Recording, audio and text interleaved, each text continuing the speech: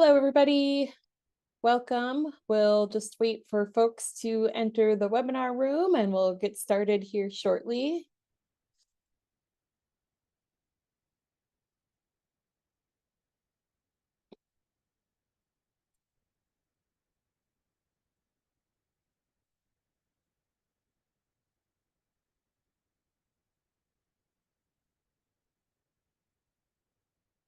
Hey, everybody. We'll get started here in just a little bit. We'll just make sure that folks have time to enter the webinar room.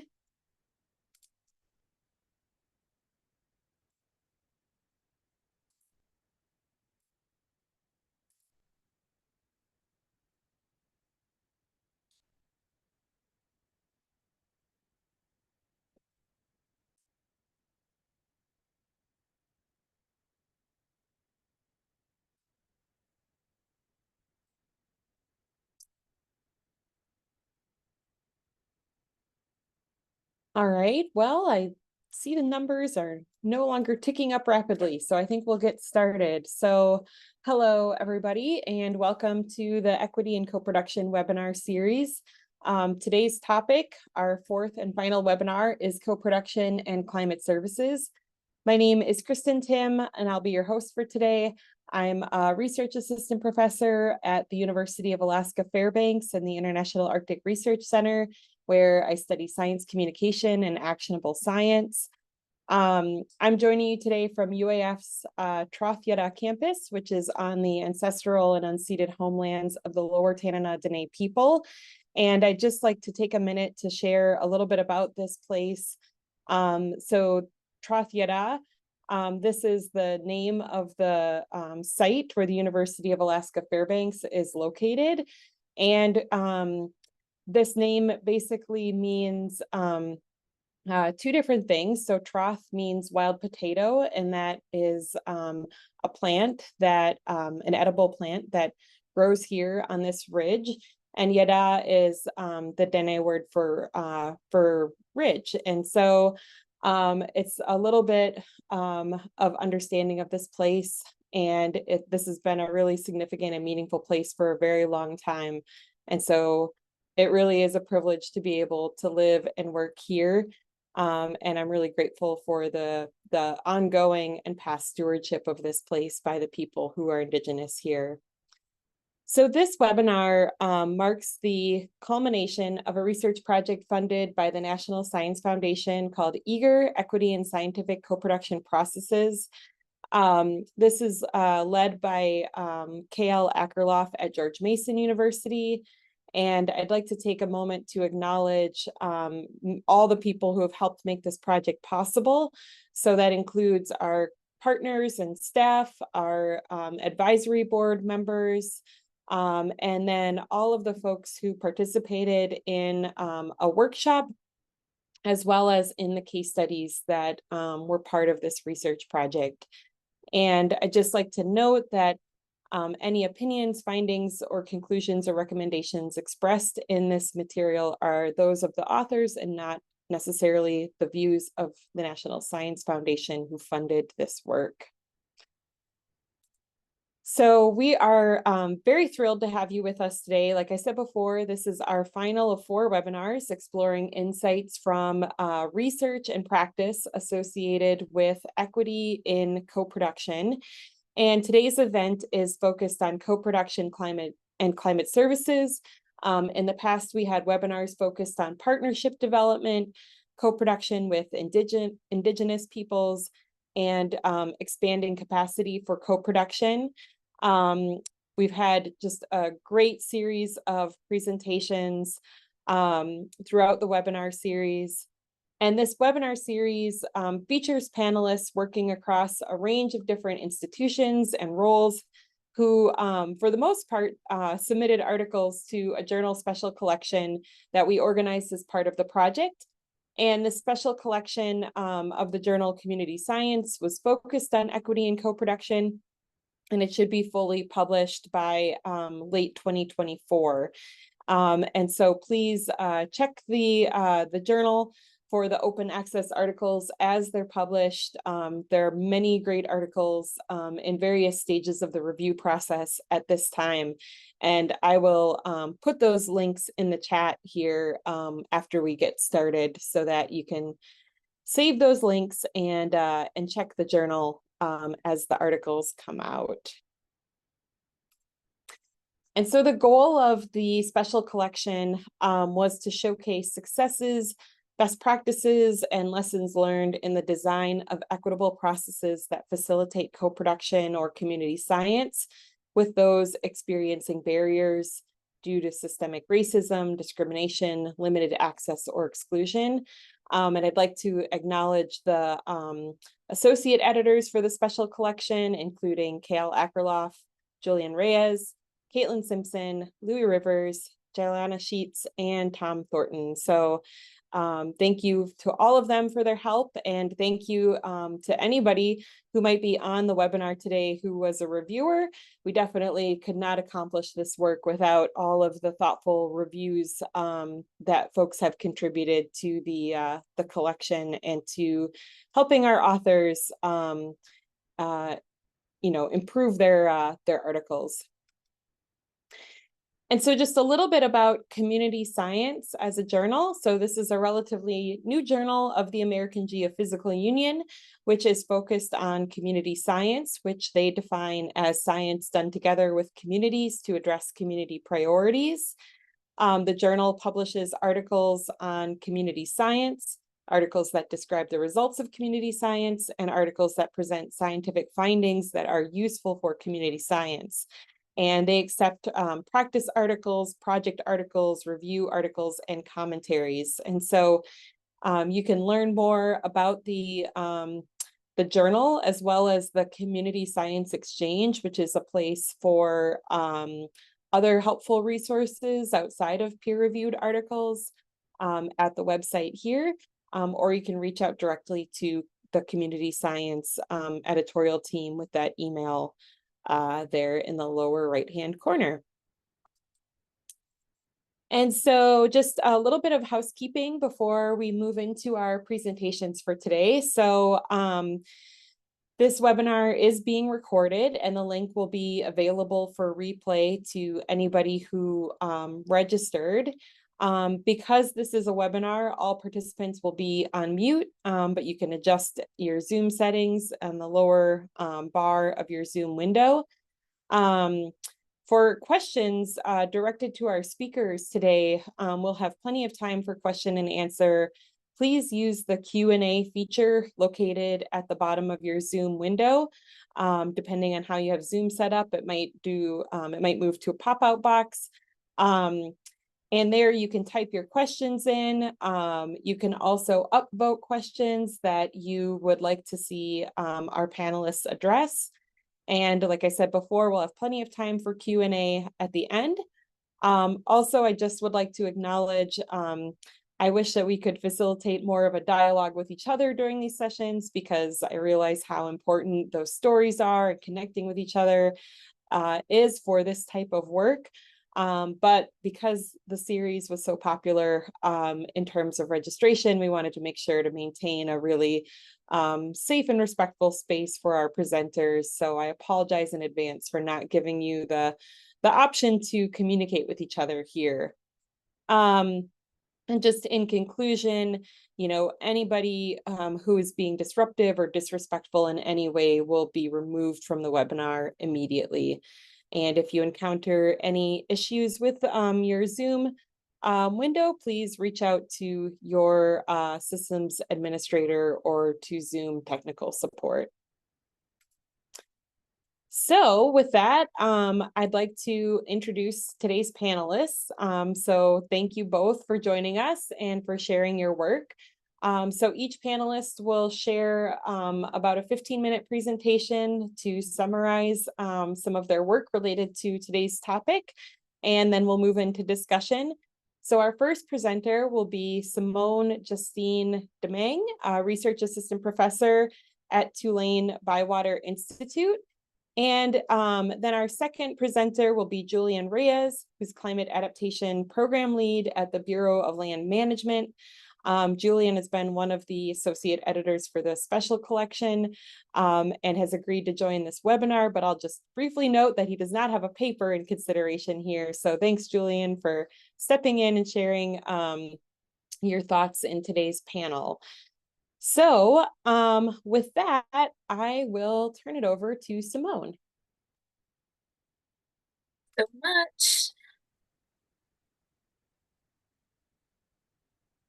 And let's see, I'll go to my presentation. Alrighty. Oh, Simone. Oh, it's showing up in the notes mode now.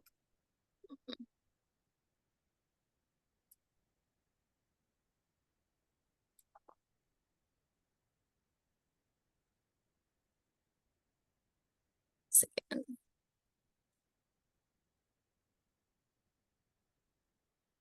There we go. Oh, um,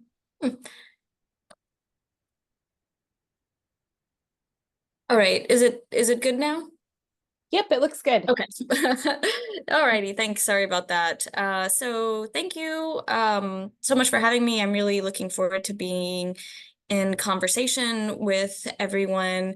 The title of my paper is Unpacking Social Vulnerability and Equity, Critical Insights from Stormwater Climate Adaptation Research in the U.S. Gulf Coast. I want to also thank the co-authors who, Erica Godo, Lisa Maillard, Teal Harrison, and Alex Basaraba. And before I get started, so I am zooming in from New Orleans, Louisiana. So New Orleans, Louisiana, this land was an indigenous trading hub for the Choctaw, Chitimacha, Homa, Biloxi, and Tunica peoples. It was originally known as Bulbancha, or the land of many languages. And I want to recognize that many indigenous people remain in this area and on this land and in other coastal areas, and remain continue to resist settler colonialism and also adapt amid climate change. A little bit more about me. So I am an assistant professor of research at Tulane University's ByWater Institute. The ByWater Institute is a center that supports transdisciplinary and stakeholder engaged research on climate adaptation and water-related issues. Before coming to ByWater, I did a postdoctoral fellowship at the University of Oklahoma and was also research faculty at Louisiana State University, where I was funded in part by the Southern Climate Impacts Planning Program, which is a NOAA-funded climate adaptation partnership, formerly known as Regional Integrated Science Assessment Team. Sorry for the long acronyms, but those are come up in this presentation because those are boundary organizations, and I'll talk about that. In terms of my academic identity, I mostly think of myself as an environmental sociologist. So I've been trained in mixed methods, including ethnographic methods. My theoretical orientation you could characterize as critical in a very specific sense, meaning an emphasis on power relations and mechanisms that reproduce inequalities. I will say that it really wasn't until later in my career that I started doing work that was more applied and collaborative with people in community, such as environmental justice, community-based organizations. And maybe that's part of the discussion that we'll have here is that positionality that we all take, whoever we are, into co-production spaces. But other research interests I have to do with coastal restoration and coastal planning, historical injustices, and current climate adaptation planning, and that's where this article comes in today. Also relocation decision-making and planning in Louisiana's coastal zone, and disaster recovery, justice, and mutual aid. And something that I wanted to say too is that the paper that I'm talking about today, it's really not a direct collaboration with grassroots community members. I wouldn't call it community-based research, but it is community engaged and involves co-production. But there's a next phase of the work that is more at this grassroots level and is striving towards more of that community-based participatory action model. And so I'm excited to get more feedback from folks at this stage. To go through a few definitions in the paper, we talk about stormwater stakeholders and managers. And so these are stormwater engineers, floodplain managers, planners, but there are also local government administrators, sometimes elected leaders, mainly at the small to medium-sized city scale, but also folks working at a county or parish scale, or even at a smaller scale in a very small town or village. So we talk about adaptation equity, which has distributional, procedural, and recognitional aspects, and we can talk at greater length about that too if folks are interested in how that contrasts with justice. In terms of co-production, we define this term broadly as research and practice that features collaboration, interaction, dialogue to increase actionable knowledge. And that co-production is often facilitated through boundary organizations, organizations that see themselves as at the interface or span boundaries between social entities that may have different expertise and capabilities. And co-production is also facilitated through different types of tools like decision support tools or maps, and they can also be the end product of co-production. And co-production in the literature is often thought to be an entry point into more equitable and inclusive adaptation planning. But it's also important to keep in mind that there's been a systematic reviews of the literature that have found disparities between the intended goals of the co-production process and their outcomes. And so we feel that research that looks at the use of co-created tools across different contexts is important. So this paper is based off research conducted as part of the Floodwise Communities Project. This project itself builds off of years of research and collaboration or co-production between the Great Lakes NOAA CAP-RISA team called GLISA, the Great Lakes Integrated Science Assessment Team, and stormwater management managers in Great Lakes region. And so these were folks mainly from municipalities in this region that worked with GLISA staff to co-create a vulnerability assessment tool. And that tool was intended to help users adapt stormwater systems and infrastructure to climate-related changes. So the Floodwise community, this latest iteration of the project, had a set of scientific objectives in terms of understanding the science of scaling out the use of a co-created tool. So something that was developed in the Great Lakes, could it be adapted successfully in coastal areas? And it was also, and so I'll just say too that when I refer to the Floodwise Communities team, that includes the university-based researchers that were part of the project, also adaptation practitioners, also Headwaters Economics, which was a nonprofit working on the project.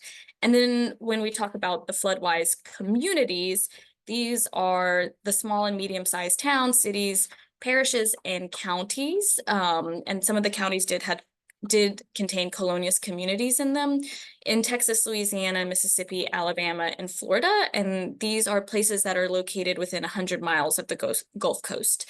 We don't name the communities for some of their desire to remain anonymous. And one other wrinkle in the project is that it was actually an experiment, a randomized control trial, and that itself presented some interesting challenges and opportunities in terms of co-production and equity, but there is a published paper about this, and I have a link to it at the end.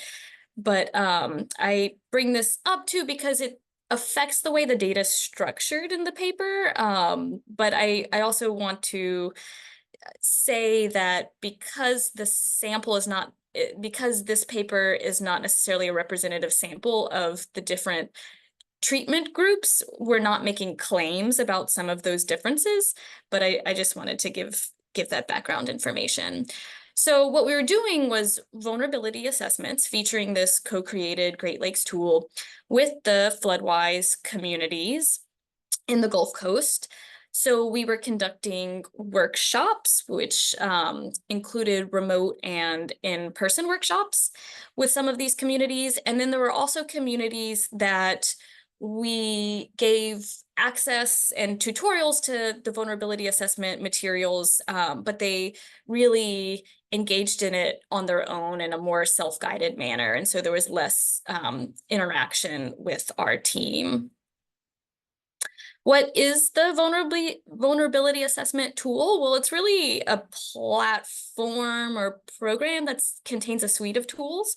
It included customized weather and climate data profiles where climatologists actually downscaled climate data to give to our stormwater managers and stakeholders. It also included a mapping tool developed by Headwaters Economics, which is available for all communities, but it's called Neighborhoods at Risk, and it's a social vulnerability mapping platform. And then there was also the vulnerability assessment platform that contained ways to look at different infrastructural hard and soft components and also how they interacted with social systems, and looking at their adaptability and sensitivity to create a vulnerability matrix. Our research questions were, how do stormwater stakeholders and managers describe who is vulnerable to climate hazards, disaster, and infrastructure in their jurisdictions? How do they describe the relevance of and their experience with technical tools? And how do they describe equity as it relates to climate hazards, disasters, and infrastructure? And of course, we were also thinking about, what does this imply for co-production and adaptation equity more broadly? So we used qualitative and ethnographic methods of participant observation in our workshops to capture information that was happening in person. So in these 32 workshops, there were about 2 to 6 stormwater managers and stakeholders present alongside our Floodwise community team. There were, from our side, there were facilitators that included some of the research folks and also some of the adaptation practitioners. About 38% of these workshops happened in places that are somewhat racially diverse in terms of having a percentage of the population that is BIPOC that's greater than the national average. And about 80% were coastal, which was a county or place that is directly on the coast.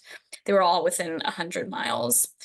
So then we also did in-depth interviews with folks that were in the workshop, but also with stormwater managers and stakeholders that were in that self-guided assessment treatment, if you will. And so we have, those represented 24 different communities. Altogether, there were 43 individuals interviewed, because some individuals came from the same community. And most of those folks, or about 37%, were stormwater, worked in the area of stormwater drainage, floodplain management. So this table was a way for us to capture some descriptives about what was happening in the workshops. And what we wanted to do here was look at the Neighborhoods at Risk tool. What the tool does is it automatically gives communities 3 top indicators of social vulnerability. And it's not meant to be prescriptive or anything like that, but it's meant to be a conversation starter. But those 3 indicators that it spits out are places where a population of a vulnerable population is higher than the national average, or actually not higher than the national average. It's just high relative to other places in the nation. And so we thought it's interesting to look at the places in terms of where those three indicators came up versus places that talked about other indicators. So, for example, in about 30% of the communities, neighborhoods at risk flagged the population of over 65 as a vulnerable population, but it was in 72% of the workshops, folks talked about that as being a population that they're particularly concerned about. For people of color, there were 53% of the communities in the workshops that this was flagged as a vulnerable population, but it was only in 22% of the workshops that these that people of color communities were named as vulnerable. And so we're going to talk a little bit more about this. But another point that, and then we also summarized what the conversation was in terms of why people are vulnerable. But what we talk about in the article is the way in which some of this really comes from a deficit lens and doesn't on the one hand, look at some of the structural reasons for vulnerabilities, but also doesn't look at capabilities. We also, and I think I'm a little bit over time, so I'm just gonna hurry through, but later on in the workshops, community came up as an asset in terms of actually needing to rely on community volunteers for cleaning ditches and catch basins. Community was also often expressed as or associated with being an obstacle or source of conflict, and much of this conversation really framed community through the lens of home ownership and private property, which is problematic. We saw that most of the interviews conveyed some positive remarks about the neighborhoods at risk, but others were skeptical. And we also found some sentiments where people really pushed back on the idea that demographics and the social components really should factor into their decision making. For instance, one stormwater engineer said, "I don't care if you are purple, brown, or white. As an engineer, I want to fix problems where they occur." In terms of equity,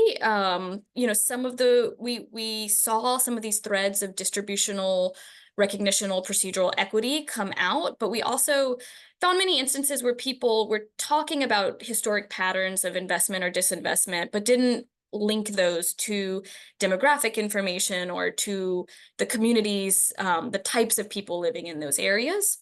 We did find more people talking about gentrification, environmental injustice, and this is a thoughtful quote of somebody that says, well, part of the problem is that in this realm, it's hard to get some folks to attribute some type of discrimination to race versus saying, well, these neighborhoods are just older and haven't been prioritized.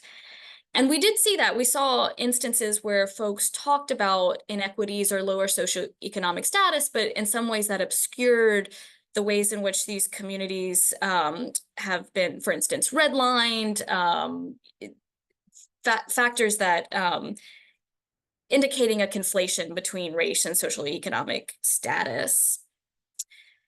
And so this reflects trends in research, but research that doesn't necessarily take this co-production perspective. And again, because co-production is thought to be a place of entry for more inclusive planning, the research shows that this isn't always the case.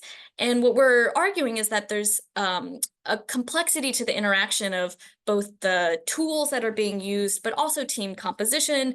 We talked about, for instance, some of the colorblind discourse was contrasted with another workshop in a place with mainly Latinx stormwater managers and stakeholders and a non-white facilitator who is also one of the most experienced and skilled facilitators, that we're really getting to more of those root causes of vulnerabilities.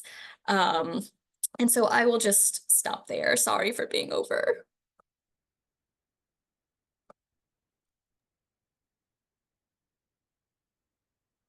All right, thank you, Simone. We'll turn it over now to Julian Reyes.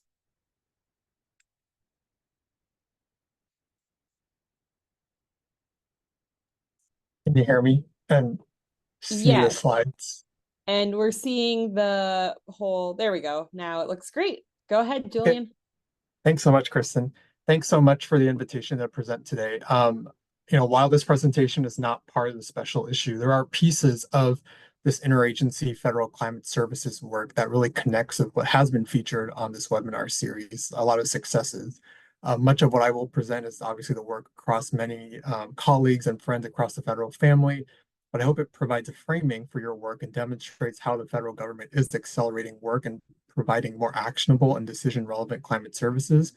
But I also hope that it instills a sense of pride in much of the work that we have accomplished together are working so fast, right, to tackle the climate crisis. And I think we must not lose sight of the progress we have made thus far. So if you recall back in January of 2021, Executive Order 14008 came out. Specifically, this called for the expansion and improvement of the nation's climate information products or climate services for the public. In response to that directive, the federal government developed this report shown on the left entitled Opportunities for Expanding and Improving Climate Information and Services for the Public. And most importantly, it articulated a vision, which is in quotes, and I'll read it out loud. We envision a future in which every American, every community, and every business has access to usable climate services that empower them to prepare, respond, and be resilient to climate change. And that vision has been something that has gone with us since January of 2021, really guides what the federal government has been doing in this space. To articulate kind of an operational framework to deliver on that vision, a fast track action committee or FTAC was developed, and they published this report, a federal framework and action plan for climate services, back in March of 2023. And that builds on the vision and principles outlined in the previous report, and it moves the federal government towards an operational framework. Key tasks for that FTAC included developing a coherent and durable framework for coordinating federal climate services. Second, identifying both opportunities and gaps associated with existing capabilities and governance, especially keeping in mind generational investments in climate, thinking about the Bipartisan Infrastructure Law and Inflation Reduction Act. Third, developing a coherent and durable framework that will be lasting for coordinating federal climate services. And finally, recommending key actions to advance the federal climate services enterprise. So there's a lot of words on here and a schematic. We all love schematics. But essentially, what we understood from the agencies was that they are best positioned to understand the needs of their stakeholders and develop and deliver useful climate services. But we really needed a mechanism to enhance interagency coordination, really develop a shared whole of government strategy. We wanted to elevate climate services from an ad hoc, opportunistic activity to one that was more deliberate, strategic, and a planned enterprise that was coordinated within and across the federal agencies. And this enhanced coordination we thought would strive to meet the needs of the nation, really reduce burden upon users to discover relevant climate data and products. So our users wouldn't have to go knocking on 5, 10 multiple doors, but rather they could knock on one door. And within the federal family, we would self-organize so that it was a more streamlined approach, so that there was no wrong door approach to climate services. And I think as part of this, we also wanted to ensure that the entire spectrum of climate services was part of the vision, not just the NOAAs and NASA's, but we have to think about the user perspective. So FEMA, Housing and Urban Development, the Department of Homeland Security, DoD, these all are part of the climate services ecosystem. So as part of this work, the U.S. Global Change Research Program, a program which you may have heard of, is in charge of the National Climate Assessment and National Nature Assessment. They have expanded their role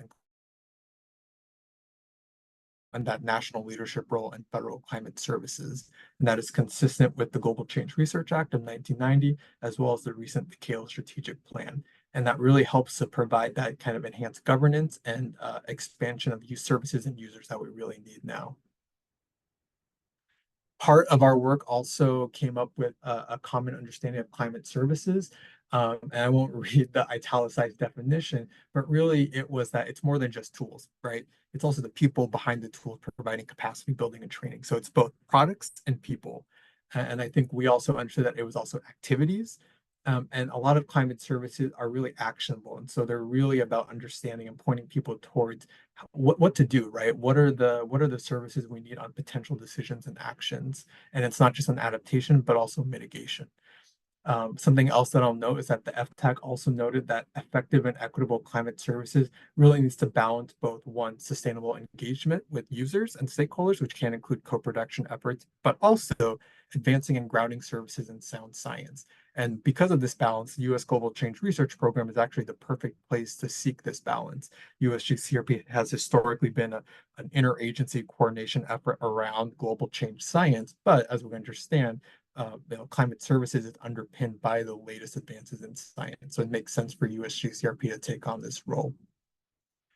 This is a really great schematic from the FTAC report showing that we need to recognize both producers and users of climate services, right? It's not just climate data. Rather, it's, what are we doing with the climate data? We're co-developing resources, science translation, co-production. We're delivering climate services. So thinking about cooperative extension, right, which has a presence in the nearly 3,000 plus counties in the US. Thinking about how we use climate services. So with FEMA risk assessments, hazard mitigations, and finally, how we evaluate climate services. Whether or not we do so, that's still something we have to consider.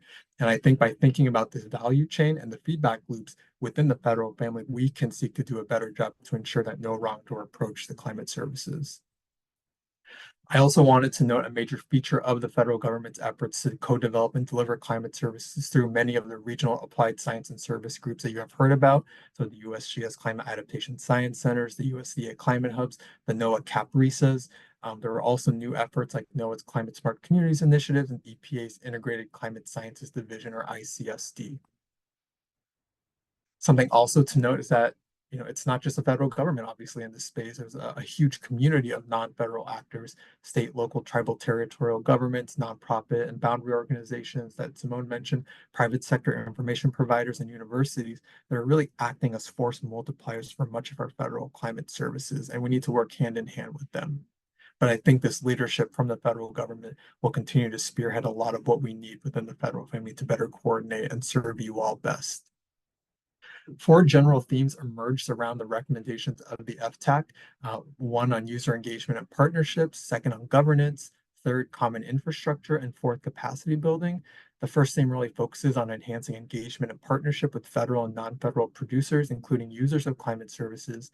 And happy to say we actually followed some of the recommendations from that report. Lo and behold, we're actually doing what a report said.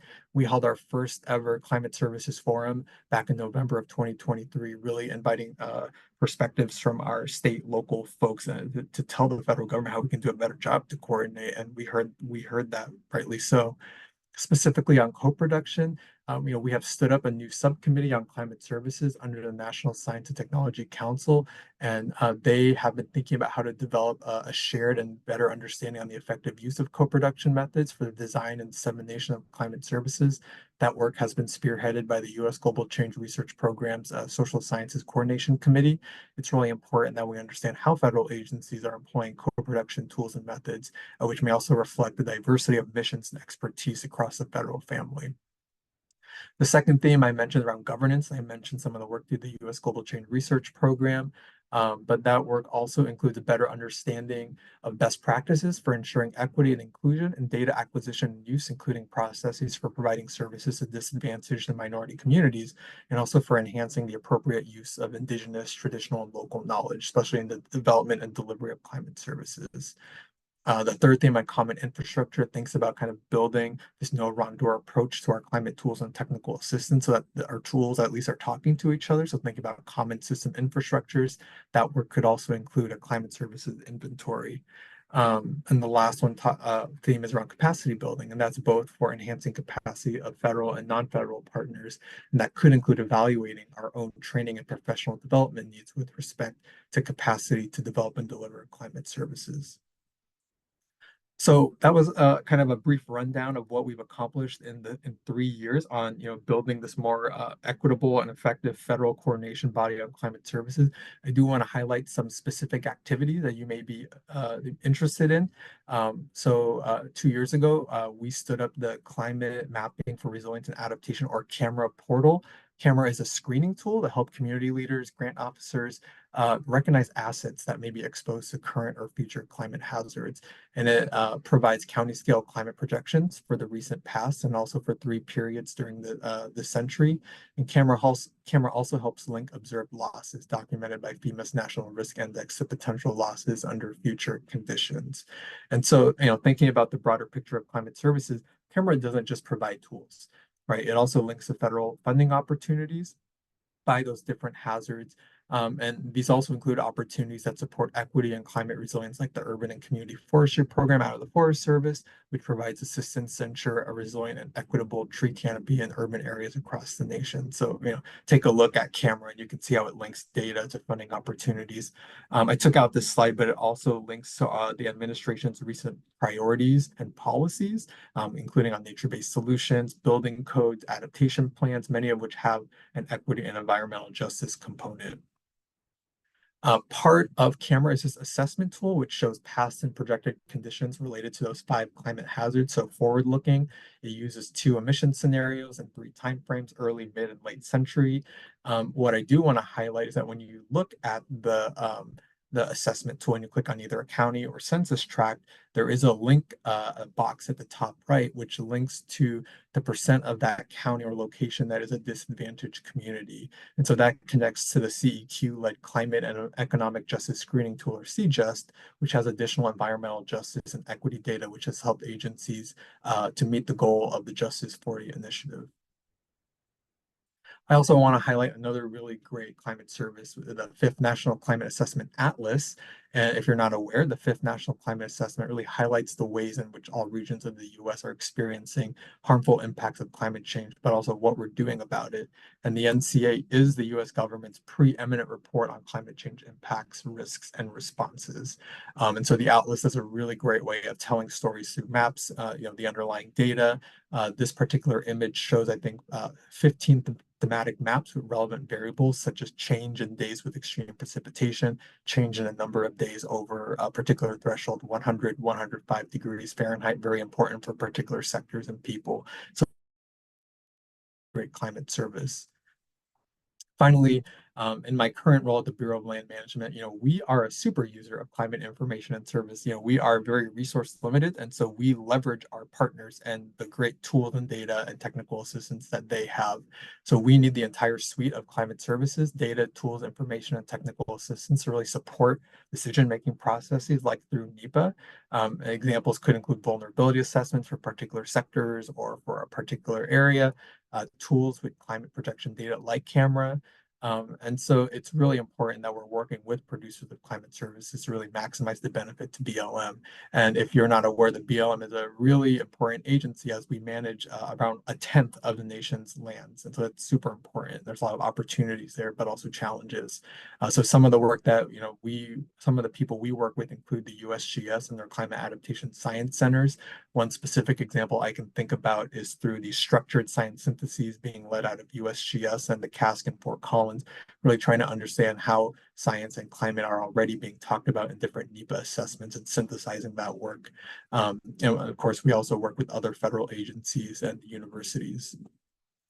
And this is my last slide. I do want to highlight the BLM did work with an interagency team to co-produce this toolkit for co-producing actionable science to support public land management. And it's really an informational toolkit intended to help interested scientists and resource managers implement co-production for their projects if appropriate. But what I wanted to highlight was that it was a really broad team that worked on it: USGS, BLM, Fish and Wildlife, and also USDA. So a really great set of folks to really think about how to embed co-production in the work that we're already doing. So with that, really appreciate your time and looking forward to our discussion. Thank you.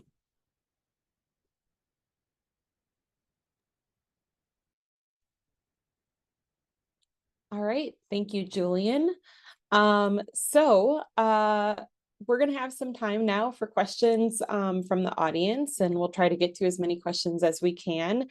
So before we dive into discussion and to give you some time to think about your questions, I'd just like to introduce a concept to keep in mind as we move into discussion, and that is step up or step back. And so that means that if you find yourself with many opportunities to ask questions of folks like Simone and Julian. Consider stepping back to give others a chance to contribute. And conversely, if you tend to be quieter, or if you tend to hold identities that are underrepresented in these spaces, we encourage you to step up and share your thoughts, because your questions can really help uncover and illuminate important directions for our conversation. So we are here to just listen and learn from each other. So please remember to use the Q&A feature to add your questions. And not seeing any questions coming in quite yet, I'll share one question just to kick off our discussion. And so, both of you presented a lot of different roles that academia or government or community organizations play in promoting equity and climate services. And I'm wondering what your thoughts are about how we hold those. Oh, that was Julian's timer. Good job. How do we hold these organizations or governments accountable for delivering on equitable climate services?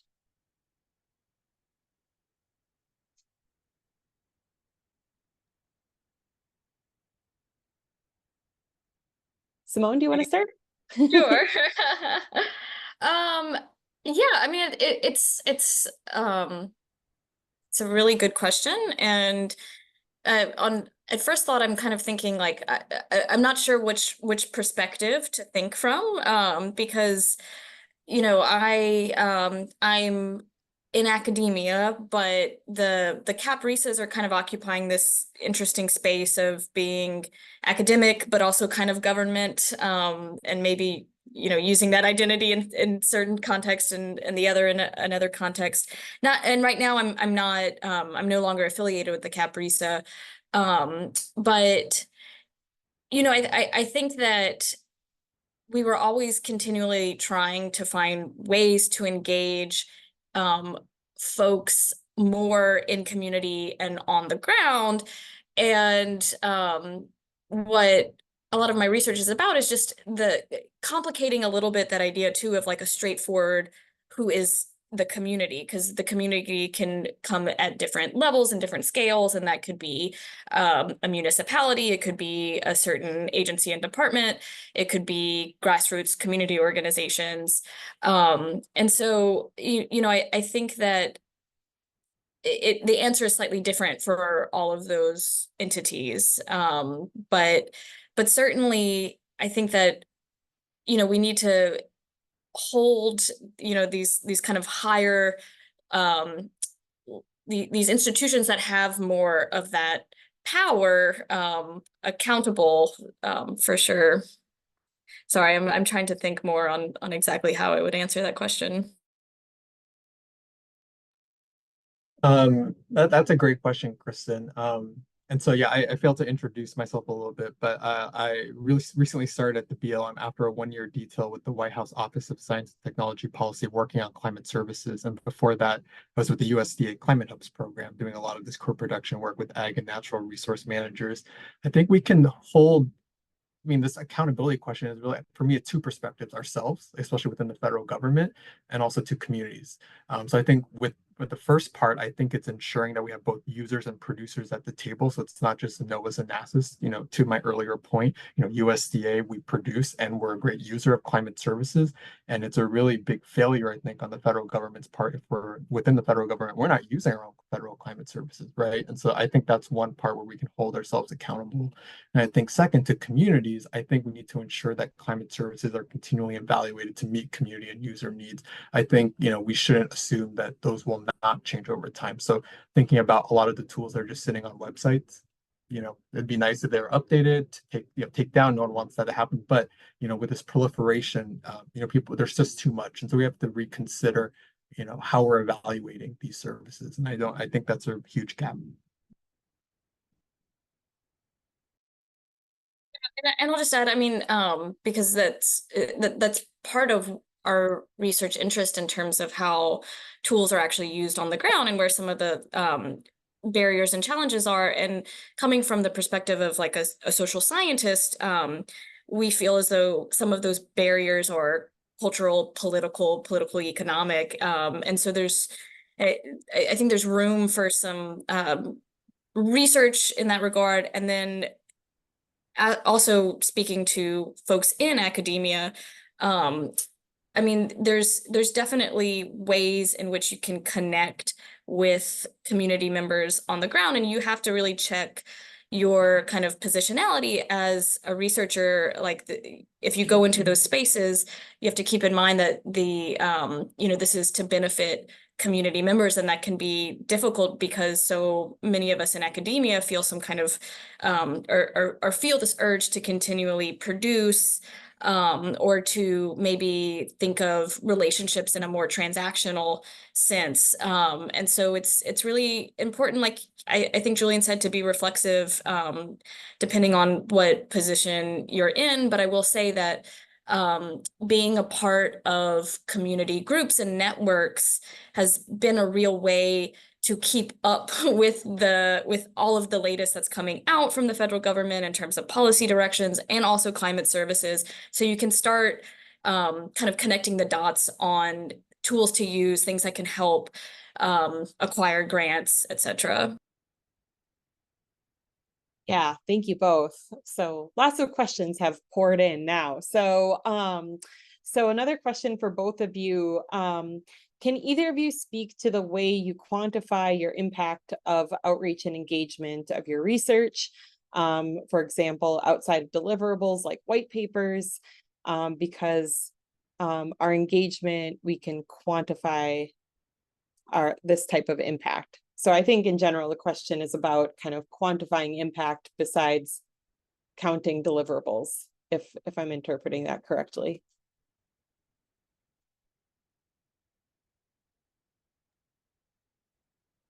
Well, I'll say that we haven't gone into the phase in this project where we're really there. We're trying to monitor just really the ways in which there could potentially be more material outcomes related to the vulnerability assessments that we did with communities.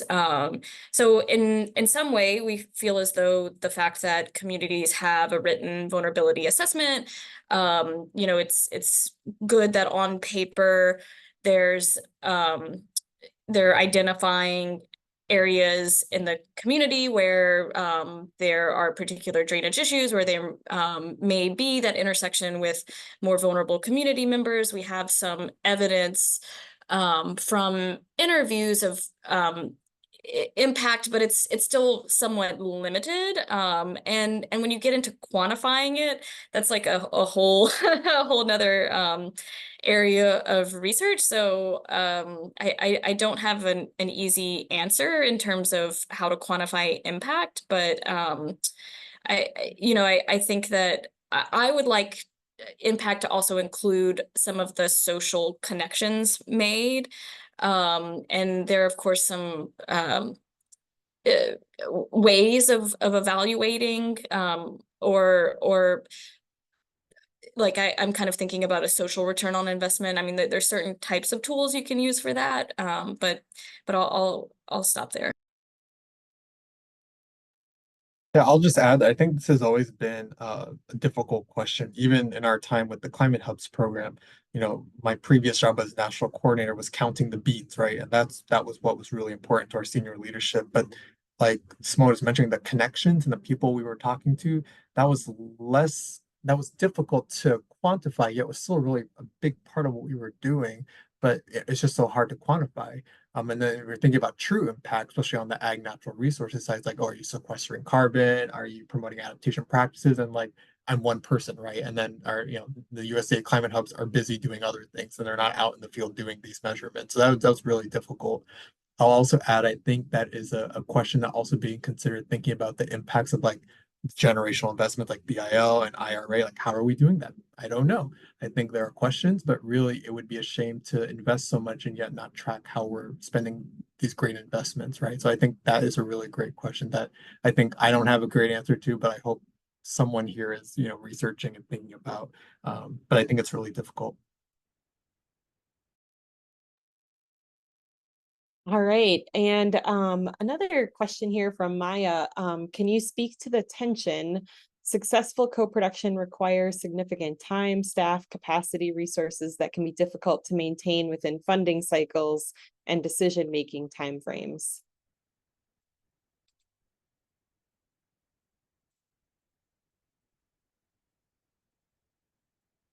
Feel like this question's come up for each panel over the webinar series, but it is useful to hear everybody's sort of personal perspective because there are a lot of creative solutions folks are coming up with around these tensions, I think. Yeah. Yeah, there's definitely tension. For us, there was a few layers of tension because we also were contending with the fact that a lot of this was happening amidst COVID and then also hurricane season. So, we often had to come together and huddle and say, what is more important, and what, always has to come out on top is the relationship with communities, not like doing no harm in terms of respecting the time that they need, not asking too much. And then also it was a little bit challenging because like I had mentioned earlier, the floodwise communities was actually a randomized control trial. So there was kind of some limits to exactly, or there was parameters around kind of how flexible we could be with our mode of engagement. But the flip side is that, that gives researchers sort of like a very tried and true tested way of quantifying causal connections. So, I mean, I think, it's incumbent upon, and probably this answer is like not satisfying for folks, but it's a lot of having hard conversations with each other and, from the beginning, trying to establish a culture which you can ask uncomfortable questions. Like for instance, are we really doing a disservice by, kind of trying to start another grant project right now with this community that's overextended, things like that. But it's definitely there are tensions indeed, but yeah. I think for the USDA Climate Hubs program, it was really difficult. A lot of the money was very short-term or project-based, and we know that when we build relationships with community stakeholders, that's not tied to a project, right? Something we want to extend through time. So I would say that was really difficult to maintain those relationships. Thinking about postdoctoral fellows, they come and go, and it'd be nice if they were more permanent staff, right? So that was definitely a huge source of tension for the Climate Hubs in particular.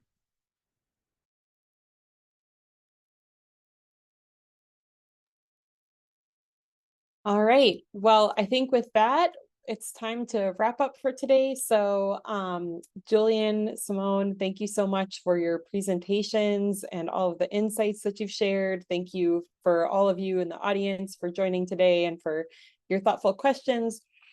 Before we wrap up, I'd just like to remind everybody that the recording of this webinar will be available shortly to everybody who registered, and we'll send out an email with the link. Also, just a reminder that our webinar series will be available on the International Arctic Research Center YouTube site within the coming weeks. And I put the link in the chat.